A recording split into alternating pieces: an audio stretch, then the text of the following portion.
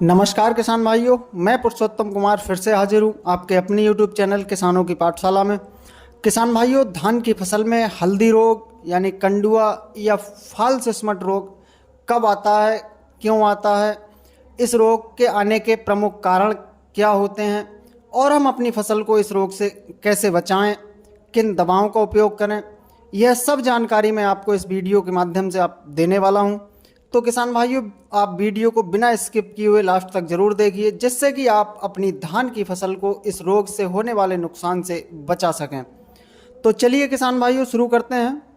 किसान साथियों, यह जो फाल सिस्मट हल्दी बीमारी हमारी फसल में आती है, उसके कुछ प्रमुख कारण हैं। जैसे मौसम में, वातावरण में हम बात करें तो 90% तक ह्यूमिडिटी का होना, टेम्परेचर की हम बात करें तो 25 से 35 डिग्री सेंटीग्रेड के बीच में तापमान होना, और धान की फसल में नाइट्रोजन की मात्रा ज़्यादा उपयोग करना। तो यह बीमारी हमें धान की फसल में देखने को मिलती है।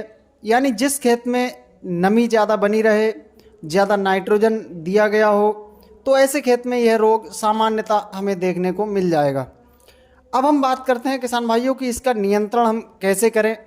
तो किसान साथियों, यदि आप कुछ सावधानियां रखेंगे तो आप अपनी धान की फसल में लगने वाली इस बीमारी से अपनी फसल को बचा सकते हैं।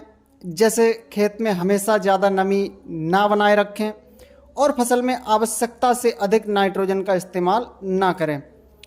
इन दो बातों का अगर आप ध्यान रखते हैं तो भी आप अपनी फसल को इस रोग से बचा सकते हैं। वहीं हम बात करें किसान साथियों केमिकल कंट्रोल की, तो आप अपनी फसल में बालियां निकलने की अवस्था से पहले इनमें से किसी भी दवा का छिड़काव आप कर सकते हैं।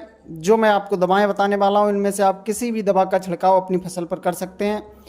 जैसे आप कॉपर ऑक्सीक्लोराइड का इस्तेमाल कर सकते हैं, इसका छिड़काव कर सकते हैं। इसकी 500 ग्राम मात्रा प्रति एकड़ के हिसाब से आप लेकर अपनी फसल पर छिड़काव कर सकते हैं।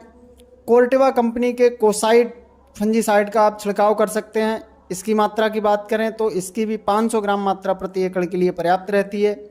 यूपीएल के कोप्रोफिक्स फंजीसाइड का भी आप छिड़काव कर सकते हैं। इसकी भी 600 ग्राम मात्रा प्रति एकड़ के लिए पर्याप्त रहती है। आप इनमें से किसी भी फंजीसाइड का बाली निकलने से पहले अपनी फसल पर छिड़काव कर सकते हैं।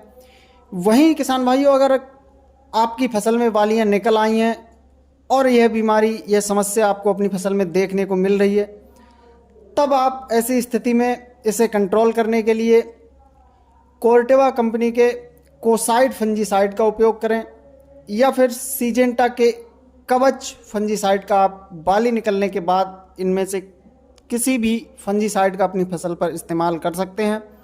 बात करें कवच की